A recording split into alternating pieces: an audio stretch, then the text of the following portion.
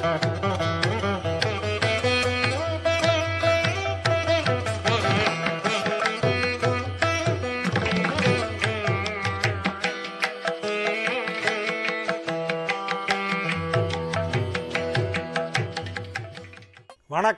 புதன்கிழமை டிசம்பர் மாதம் 4ஆம் தேதி, குரோதி வருஷம் கார்த்திகை மாதம் 19ஆம் தேதி மாலை 5:20 வரை பூராடம், அதன் பிறகு உத்திராடம். வளர்பிறை திருதியை பகல் 12:45 வரையிலே, அதன் பிறகு வளர்பிறை சதுர்த்தி. யோகம் அமிர்த யோகம், ரிஷபராசிக்கு சந்திராஷ்டம நாள். ராகுகாலம் பகல் 12 மணி முதல் 1:30 வரை, யமகண்டம் காலை 7:30 மணி முதல் 9 மணி வரை, குளிகை நேரம் காலை 10:30 முதல் நண்பகல் 12 மணி வரை. நல்ல நேரம் என்கின்ற சுபஹோரைகள் காலை 6 மணி முதல் 7 மணி வரை, 9 மணி முதல் 10 மணி வரை, மாலை 4 மணி முதல் 5 மணி வரை, இரவு 7 மணி முதல் 9 மணி வரை.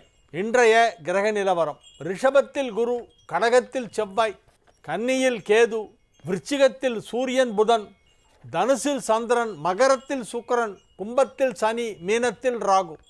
இனி தெரிஞ்சுக்கலாம் வாங்க. கோவிலில் கொடுக்கும் பிரசாதத்தை மற்றவர்களுக்கு கொடுக்கலாமா? சாப்பிடும் சர்க்கரை பொங்கல் போன்றவற்றை கொடுக்கலாமே, தாராளமாக கொடுக்கலாம். எல்லாருக்கும் கொடுத்தா நல்லது, புண்ணியம் ஜாஸ்தி கிடைக்கும். நீங்கள் ஒட்டியாக சாப்பிடாமல் 4 பேர் கொடுத்துட்டு சாப்பிட்டீங்கன்னா இன்னும் புண்ணியம் ஜாஸ்தி கிடைக்கும்.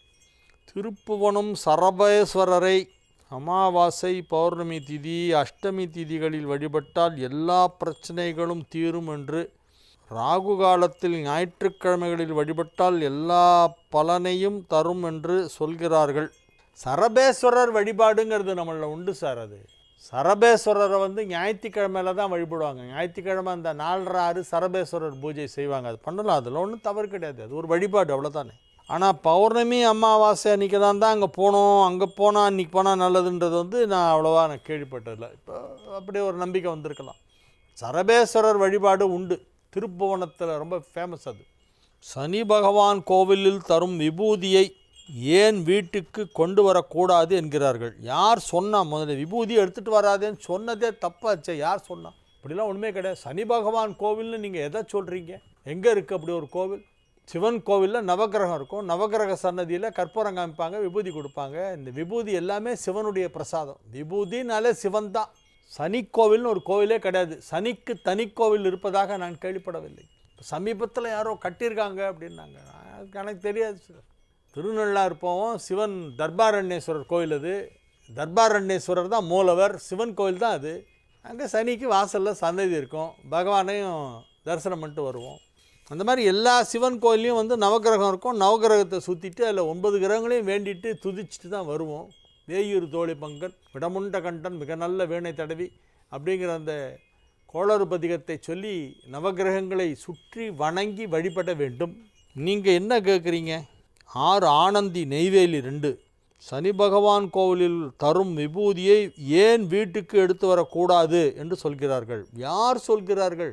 ஏன் சொல்கிறார்கள்? சொல்லக்கூடாது, தப்பு. விபூதி என்றாலே அது சிவபெருமான் பிரசாதம் தான், அது புரிஞ்சுங்க. எந்த விபூதி யார் கொடுத்தாலும் சிவன் தான் சேரும். சாம்பவர் வடகரை வேல்சாமி, சாம்பவர் வடகரை, தென்காசி மாவட்டம். பொதிகை மலையின் பேரழகும் பொருணை நதியின் நீரழகும் ஒருங்கே பெற்று விளங்கும் நெல்லை மாவட்டத்தில் தாமிரபரணி தோன்றிய இடத்திலிருந்து அது சென்று முடியும் வழித்தடம் வரை நவ கைலாயம் என்று 9 இடங்கள் இருப்பதாக சொல்கிறார்கள். அருந்தவ முனிவர் அகத்தீஸ்வரர் அவரால் நிறுவப்பட்டது என்கிறார்கள். ஆமாம் சார், நவ கைலாயம்ங்கிறது ரொம்ப விசேஷமானது. எல்லோரும் அது ஒரு டூர் போயிட்டு வாங்க. திருநெல்வேலியில் போய் இறங்கிடணும். அங்கேருந்து ஏதாவது ஒரு வண்டியை வாடகைக்கு எடுத்துங்க. திருநெல்வேலியில் இருந்து போய் ட்ரெயினில் போய் திருநெல்வேலியில் இறங்கிட்டு அங்கேருந்து ஒரு வண்டியை வாடகைக்கு எடுத்துக்கிட்டு நவ திருப்பதி, நவ கைலாயம் அப்படின்னு மொத்தம் 18 கோவில் இருக்குது. நவ திருப்பதிங்கிறது ஒரு 9 கோவில், பெருமாள் கோவில், எல்லாம் மகாவிஷ்ணு கோவில் நவ திருப்பதி. அதே மாதிரி நவ கைலாயம் அப்படின்னு 9 சிவன் கோவில் இருக்குது. எல்லாமே ஒரே இடத்துல வரும். கிட்டத்தட்ட ஒரே ஊரில் இந்த சிவன் இந்த பெருமாள் ரெண்டுமே கூட பார்க்கலாம். அது காலையில் கிளம்பினா ராத்திரிக்குள்ளே முடிச்சிடலாம். நீங்கள் ஒரு 6:30 மணிக்கு ரூமை விட்டு கிளம்பிடணும். 6:30-7 மணிக்கு கிளம்பினீங்கன்னா 12 மணிக்கு எல்லா கோயிலும் மூடிடுவாங்க. அதுக்குள்ளே ஒரு பாதி பார்த்துடலாம். அப்புறம் 4 மணிக்கு திறப்பாங்க. ஒரு 7:30-8 மணி வரைக்கும் கோயிலெலாம் திறந்துருக்கும். அதுக்குள்ளே இன்னொரு பாதியை பார்த்துடலாம். நவ திருப்பதி, நவ கைலாயம், நெல்லை மாவட்டம், திருநெல்வேலியிலேருந்து போகணும். இது திருநெல்வேலியிலேருந்து கிளம்பி இந்த 18 கோயிலையும் பார்த்துட்டு திருநெல்வேலிக்கே திரும்பி வந்துடலாம். இல்லை கொஞ்சம் நல்லா நிதானமாக பார்க்கணுன்னா 2 டேஸ் ட்ரிப்பாக வச்சுங்க. 2 நாள் எடுத்துங்க. காலையில் போயிட்டு நைட்டு வர்ற மாதிரி. நைட்டு ஸ்டே பண்ணுறதுக்கு நெல்லைக்கே வந்துடலாம். நீங்கள் திரும்பி திருநெல்வேலிக்கே வந்துடலாம். நவ திருப்பதி நவ கைலாயம் அப்படின்னு மொத்தம் 18 கோவில். நவ திருப்பதிங்கிறது 9 கோவில், பெருமாள் கோவில். நவ கைலாயம்ங்கிறது சிவன் கோவில், 9 கோவில். இது ஒரு 9, அது ஒரு 9, 18 கோவில். எல்லாமே திருநெல்வேலி சரௌண்டிங் தான். இந்த தகவலை நமக்கு சாம்பவர் வடகரை வேல்சாமி கொடுக்குறார். நல்ல இன்ஃபர்மேஷன் ஞாபகப்படுத்தினீங்க. எனக்கு தெரியுது, பட் இருந்தாலும் இந்த மாதிரி விஷயங்களை யாரோ ஒருத்தர் ஞாபகப்படுத்தும் போது அதை பற்றின தகவல்கள்லாம் ஞாபகத்துக்கு வரும். செவ்வாய்க்கிழமைகளில் மௌன விரதம் இருந்து முருகப்பெருமானை பிரார்த்தனை செய்து வேண்டிக் கொண்டால் நினைப்பது நடக்கும் என்று சொல்கிறார்களே. மடிப்பாக்கம் புவனேஸ்வரி. நல்ல விஷயம். செவ்வாய்க்கிழமையில் விரதம் இருந்து மௌன விரதம் மேற்கொண்டு முருகன் வழிபாடு செய்யுங்கள். கடகலக்னக்காரர்களுக்கெல்லாம் திருமணம் தாமதமாகுமா? அப்படிலாம் ஒன்றும் இல்லை. யார் சொன்னால் கடகலக்னக்காரர்களெல்லாம் திருமணம் தாமதமாகும்? அப்படிலாம் ஒன்றும் கிடையாது. கோவிலில் இறைவனை உட்கார்ந்து வழிபடுகிறார்களே, இது சரியானதா? இல்லைன்னா தவறு இருக்குது. உட்காந்து வழிபடலாமே. நின்றுட்டு கும்பிடலாம், உட்காந்து கும்பிடலாம். அது ஒன்றும் தப்பு கிடையாது. பழனியாப்பிள்ளை கீழத்தெரு ராதாபுரம். எரிகின்ற விளக்கை ஆண்கள் அணைக்கக்கூடாது என்கிறார்களே. அப்படிலாம் இல்லை. பூஜை முடிஞ்சிடுச்சு, ராத்திரி படுத்துக்கு போகும்போது விளக்கில் ஒரு பூ வச்சு அப்படி பிஸ்ஸுன்னு சவுண்டு கேட்கும். அப்படி ஒரு செகண்ட் வச்சு எடுத்துருவாங்க, அவ்வளோதான். அப்படி தான் விளக்கு அணைப்பாங்க. ஊதி அணைக்கக்கூடாது, வாயால் ஊதி அணைக்கக்கூடாது. நான் இன்னொரு நிகழ்ச்சியில் கூட சொன்னேன், ஒரு சில நாட்களுக்கு முன்பு குழந்தைகளுக்கு பிறந்த நாள் கொண்டாடுகிறோம்னு சொல்லி மெழுகுவத்தியெல்லாம் ஊதி அணைக்காதீங்க, அது ரொம்ப தப்புங்கிறத நான் சொல்லியிருக்கேன். அதை மீண்டும் மீண்டும் மீண்டும் ஞாபகப்படுத்துகிறேன். எந்த குழந்தைக்கு வேணாலும் நீங்கள் பிறந்த நாள் கொண்டாடுங்க, கேக் வெட்டுங்க, என்ன வேணால் பண்ணுங்கள். ஆனால் மெழுகுவத்தியெல்லாம் ஊதக்கூடாது. மெழுகுவத்தியை அணைக்க சொல்கிறாங்க குழந்தைய, அது போய் உப்புன்னு ஊதுது. அது தப்பு. அது ஏற்ற வைங்க. அந்த குழந்தை கையில் ஒரு சின்ன மெழுகுவத்தியை கொடுத்து ஒரு குத்து விளக்கு வச்சுருக்கங்க. ரெடியாக குத்து விளக்கில் எண்ணெய் ஊற்றி திரியெல்லாம் போட்டு அது குங்குமம்லாம் இட்டு ரெடியாக வைங்க. இந்த குழந்தை இப்போ பர்த்டே பேபி குழந்தை கையால் குத்து விளக்கு ஏற்ற போகுது அப்படின்னு சொல்லிவிட்டு அந்த குழந்தை கையால் அதை ஏற்றுங்க. குழந்தை கையை பிடிச்சிங்க, நீங்களே பிடிச்சிக்கிட்டு அந்த குத்து விளக்கை ஏற்றுங்க. குத்து விளக்கு ஏற்றினோடனே எல்லோரும் கையை தட்டி ஹாப்பி பர்த்டே டு யூ பாடுங்க. ஊதி அணைத்து விட்டு ஹாப்பி பர்த்டே கொண்டாடுவதற்கு பதிலாக விளக்கை ஏற்றி வைத்து விட்டு ஹாப்பி பர்த்டே கொண்டாடுங்க. இதுதான் நான் சொல்கிற வித்தியாசம். விளக்கை அணைக்கக்கூடாது, அபசகுணம். அது மங்களகரமான ஒரு நிகழ்ச்சி துவங்குகிறதுனா என்ன பண்ணுறோம்? விளக்கை ஏற்றி வைத்து தான் துவக்குவோம். அப்படி விளக்கை எரியிற விளக்கை போய் ஊதி அணைக்க சொல்லலாம் குழந்தைய? தப்பு. அது பண்ணாதீங்க. உலகத்தை துறந்தவர்கள் ஞானிகளா அல்லது உலகத்தை உணர்ந்தவர்கள் ஞானிகளா? உணர்ந்தவர்கள் தான் ஞானிகள். உணர்ந்து அறிந்து பிறகு துறந்தவர்கள். என் ராமகிருஷ்ணன், அடிவாரம், பழனி. பட்டினத்தார் அருணகிரிநாதர் ஆகியோரின் மகிமைகளை பற்றி விரிவாக கூறவும். ஐயோ, விரிவாக கூறணுன்னா ஒவ்வொன்றுத்துக்கும் 1 மணி நேரம் எடுத்துக்கணுமே. எவ்வளோ விஷயம் சொல்லணும் பட்டினத்தாரை பற்றி. என்ன சாதாரண விஷயமா அது? பட்டினத்தார் வரலாறு ஒரு பெரிய ஒரு லெசன் இல்லையா நமக்கெல்லாம்? எவ்வளோ பெரிய வியாபாரியாக இருந்தார், எவ்வளோ பெரிய பணக்காரன். ஒரு க்ஷண நேரத்தில் அது எல்லாத்தையும் தூக்கி போட்டு, வேண்டாம் காதருந்த ஊசியும் வாராதுகான் கடை வழிக்க அப்படின்னு சொல்லி சிவன் கொடுத்த அந்த கரும்பு, பேய்க்கரும்பு எங்கு இனிக்கிறதோ அங்கு தான் சமாதி ஆவேன்னு சொல்லி அப்படியே கோமணத்தோடு அப்படியே கரும்பு எடுத்துக்கிட்டு கடைசியில் சென்னை கிட்ட வரும்பொழுது திருவொற்றியூர் ஆதிபுரீஸ்வரர் கோயிலுக்கு எதிரே கடற்கரையில் வரும்பொழுது அவருக்கு அந்த கரும்பு இனித்தது. அங்கு தான் அவர் சமாதியாக இருக்கிறார். பட்டினத்தார் சமாதி திருவொற்றியூரில் இருக்கிறது, கடற்கரை ஓரத்தில். அருணகிரிநாதர் முருகப்பெருமானே முதலடி எடுத்து கொடுத்து முத்தைத்தரு பத்தி திருநகை என்னும் திருப்புகழை பாடி அதை தொடர்ந்து 1333 திருப்புகழ் பாடல்கள் அவர் பாடியவை நமக்கு கிடைத்திருக்கின்றன. அவர் நிறைய பாடியிருக்கலாம், நமக்கு கிடைச்சது 1333. திருக்குறள் 1330, திருப்புகழ் அதையோட 3 ஜாஸ்தி, 1333 திருப்புகழ் அது நமக்கு கிடைச்சிருக்கு. அது தவிர எவ்வளவோ வேல் விருத்தம், மயில் விருத்தம், பூத வேதாள வகுப்பு, அது இதுன்னு நிறைய பாடியிருக்கார். அந்த சந்த தமிழ் வேறு யாருக்குமே வராது. தமிழ் மொழியில் ஈடுபாடு உள்ளவங்க திருப்புகழ் படிக்கணும், இல்லைன்னா பிரயோஜனமே இல்லை. மொழி புலமையை வளர்த்து கொள்ள முடியாது. திருப்புகழ் சந்தத்தை ஃபுல்லாக மனப்பாடம் பண்ண, சந்தத்தோடு தமிழை எப்படி பாடுவது, கவிதை பாடுவது எப்படிங்கிறது வேறு. அது வெண்பா இலக்கணம் படிச்சுட்டு சாதாரணமாக வெண்பா யார் வேணாலும் எழுதலாம். சேர்த்து அந்த சந்தத்தோடு வார்த்தைகளை பொருத்தி வைத்து அதில் அழகான அற்புதமான தகவல்களையும் சொல்லி எவ்வளவு புராண கதைகளை எல்லாம் அது உள்ளே அடக்கி வைத்திருக்கிறார். நல்ல அருணகிரிநாதருடைய திருப்புகழை படிக்காவிட்டால் நீ தமிழனாக பிறந்ததே வேஸ்ட். மற்றவன் போய் இந்திக்காரனை போய் நீ திருப்புகழ் படினா அவனுக்கு தெரியாது, அவனால் படிக்க முடியாது. நமக்கே வாயில் நுழையாது, அது கடக்கு முடக்குன்னு இருக்கும். பார்க்குறதுக்கு அது பலாப்பழம் மாதிரி இருக்கும். அப்புறம் முறித்து சாப்பிட ஆரம்பிச்சிட்டா சொலை பலாச்சொலை மாதிரி அவ்வளோ இனிப்பாக இருக்கும் திருப்புகழ். அந்த சந்தத்தை நாம் புரிந்து கொள்ள வேண்டும். சந்தத்தை புரிந்து கொண்டால் அந்த வார்த்தைகள் நமக்கு சொந்தமாகிவிடும். அதனால் அருணகிரிநாதருடைய திருப்புகழை படித்தால்தான் தமிழை படித்ததாகவே அர்த்தம். நீ தமிழ் படிச்சுட்டேன், நான் நிறைய தமிழில் படிச்சிருக்கேனாக்கா திருப்புகழ் எவ்வளோ தெரியும் அது சொல்லு. அதை வச்சு தான் உன்னுடைய தமிழ் புலமையை நாங்களாம் எடை போடுவோம். மேஷ ராசிக்கு இன்றைய நாள் நன்மைகள் அதிக அளவிலே நடைபெறக்கூடிய நல்ல நாளாக விளங்குகிறது. நீங்கள் நினைத்ததெல்லாம் இப்பொழுது உங்களுக்கு நடந்துவிடும். நினைச்சதெல்லாம் நடக்கும் உங்கள் கண்ணு முன்னாலே. அந்த மாதிரி ஒரு அற்புதமான நேரம். எல்லா விதமான நன்மைகளும் நடைபெறப் போகும் நல்ல நேரம். குடும்பம் அமைதியாக இருக்கும். குடும்பத்தில் சுப நிகழ்ச்சிகள் நடைபெறும். குடும்ப வாழ்க்கை மனதிற்கு ரம்மியமாக இருக்கும். ஏராளமான நன்மைகளெல்லாம் நடைபெறப் போகும் நல்ல நேரம். வியாபாரம் ரொம்ப நல்லா இருக்கும். உத்தியோகத்தில் இருக்கிறவங்களுக்கெல்லாம் இப்போ பெரிய பதவிகள்லாம் கிடைக்கும். பெரிய பெரிய பதவிகளெல்லாம் உங்களை தேடி வருகின்ற நேரம். பதவி நாற்காலிகள் உங்களை துரத்தும். நீங்கள் ஒரு காலத்தில் நாற்காலியெல்லாம் துரத்திட்டு போனீங்க. ஐயோ எனக்கு அந்த போஸ்ட்டு கிடைக்காதா, இந்த போஸ்ட்டு கிடைக்காதா. அப்போல்லாம் ஒரு போஸ்ட்டும் கிடைக்கல, லேம்ப் போஸ்ட்டு கீழே நின்றுட்டு இருந்தீங்க. இப்போ உங்களை தேடி வரும். சார் இந்த பதவியை நீங்கள் ஏற்றுங்க சார், சார் ப்ளீஸ் அப்படிம்பாங்க. என்ன உங்களை ப்ளீஸ் இந்த பதவி ஏற்றுக்கன்னு கேட்கணும்னா அப்போ நீங்கள் எந்த அளவு உயர்ந்திருக்கீங்கிறத யோசிச்சு பாருங்கள். உங்களுடைய வளர்ச்சி மகத்தானது, அது உங்களுக்கே தெரியாது. உங்களுடைய பவர் என்னன்னு உங்களுக்கே தெரியாது. அத்தகைய அற்புதமான ஒரு நேரம், அற்புதமான ஒரு வாய்ப்புகளெல்லாம் கிடைக்கக்கூடிய நல்ல நேரம். தொழிலில் மிகப்பெரிய உயரத்தை தொடுவீர்கள். உச்சத்தை தொடப்போகும் நல்ல நேரம் வந்துவிட்டது. எனவே இது நல்ல நாள்.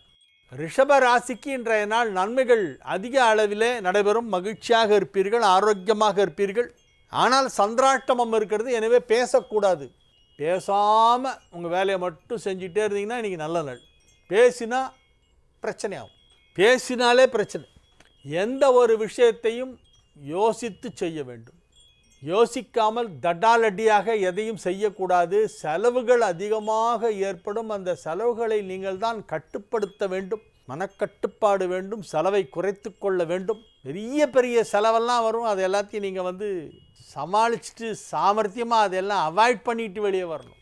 செலவுகளை குறைத்து கொள்ள வேண்டிய நாளாக இந்த நாள் விளங்கும். மிதுன ராசிக்கு இன்றைய நாள் நன்மைகள் அதிக அளவில் நடைபெறக்கூடிய நல்ல நாளாக விளங்குகிறது. மகிழ்ச்சியான நல்ல நிகழ்ச்சிகளிலே நீங்கள் கலந்து கொள்ளக்கூடிய வாய்ப்பு இப்பொழுது ஏற்படும்.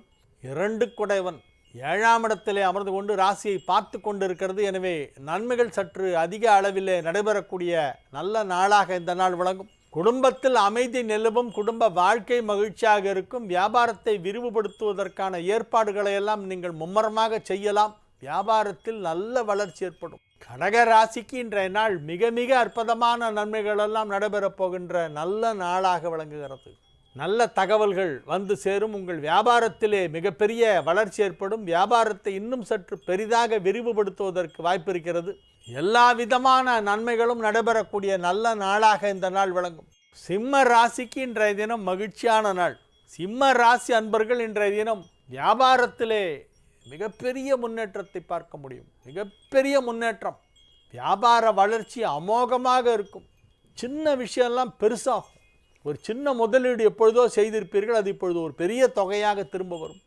ஒரு சின்ன அமௌண்ட் கொடுத்து ஒரு இடம் வாங்கி போட்டிருப்பீங்க, லேண்டு, அது இப்போ பார்த்தா விலை எங்கேயோ ஏறிடும், எக்கச்சக்கமாக போகும். நீங்கள் 1000 ரூபாய் கொடுத்து வாங்கியது இன்று கோடி ரூபாய்க்கு போகும். அந்த மாதிரியெல்லாம் விலையேற்றம் ஏற்படும். எனவே உங்களுக்கு அது எல்லாம் லாபம். பொருளாதார ரீதியான வளர்ச்சி சற்று அதிகமாக ஏற்படக்கூடிய நல்ல நாளாக சிம்மத்திற்கு இன்றைய தினம் விளங்குகிறது. கன்னி ராசிக்கு இன்றைய நாள் நன்மைகள் நடைபெறக்கூடிய நல்ல நாள்.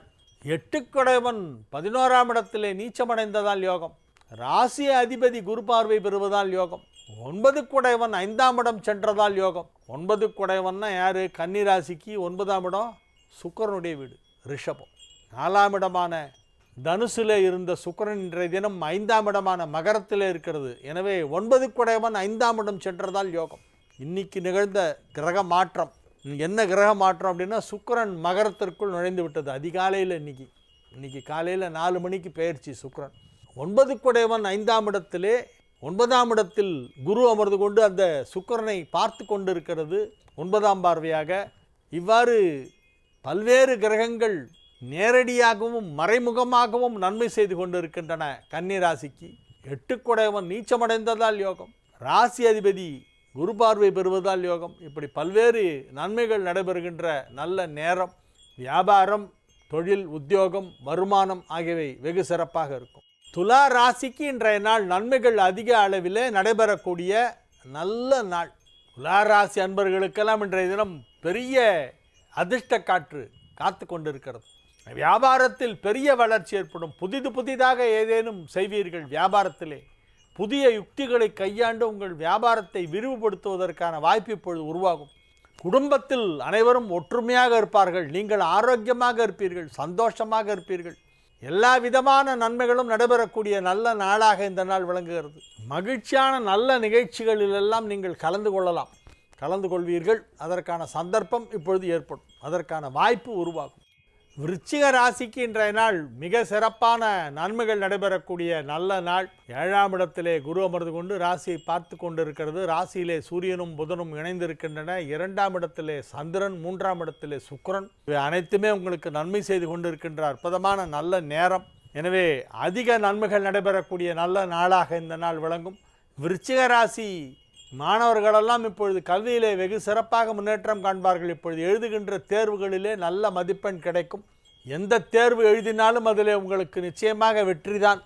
அரசாங்க வேலைக்காக போட்டித் தேர்வுகள் ஏதேனும் எழுதினாலும் அதிலே நிச்சயமாக நல்ல மதிப்பெண் கிடைக்கும். வெகு சிறப்பான நிலையிலே கிரகங்கள் அமைந்திருக்கின்றன. எனவே நன்மைகள் அதிக அளவில் நடைபெறக்கூடிய நல்ல நாள்.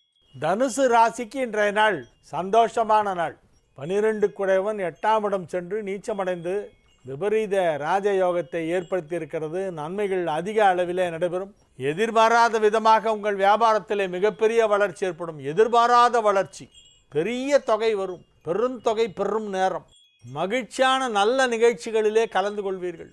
ஒரு சிலர் குழு வாசம் செய்யும் சுற்றுலா தலங்களுக்கு சென்று வருவார்கள். வெகு சிறப்பான நிலையிலே கிரகங்கள் அமைந்திருக்கின்றன. அதிக அளவிலே நன்மைகள் நடைபெறுகின்ற நல்ல நாள். கும்ப ராசிக்கு இன்றைய தினம் மகிழ்ச்சியான நாள். ராசி அதிபதி ராசியிலே வலுவாக ஆட்சி பலம் பெற்றிருப்பதால் யோகம். ராசிக்கு 11ஆம் இடத்திலே சந்திரன் இருப்பதால் எடுத்த காரியம் அனைத்தும் வெற்றி. பெரும்பாலான கிரகங்கள் நன்மை செய்யும் விதத்தில் இருப்பதால் உங்களுடைய செயல்பாடுகள் சிறப்பாக இருக்கும். நீங்கள் எதிர்பார்ப்பது போன்ற நல்ல தகவல்கள் வந்து சேரும். உங்கள் வியாபாரத்திலே மிகப்பெரிய வளர்ச்சி ஏற்படும். வியாபாரத்தை இன்னும் சற்று பெரிதாக விரிவுபடுத்துவதற்கு வாய்ப்பு இருக்கிறது. எல்லா விதமான நன்மைகளும் நடைபெறக்கூடிய நல்ல நாளாக இந்த நாள் விளங்கும். மீன ராசிக்கு இன்றைய நாள் மகிழ்ச்சியான நாள். 5 10ஆம் இடத்தில் இருப்பதால் எடுத்த காரியம் அனைத்தும் வெற்றி பெறும்.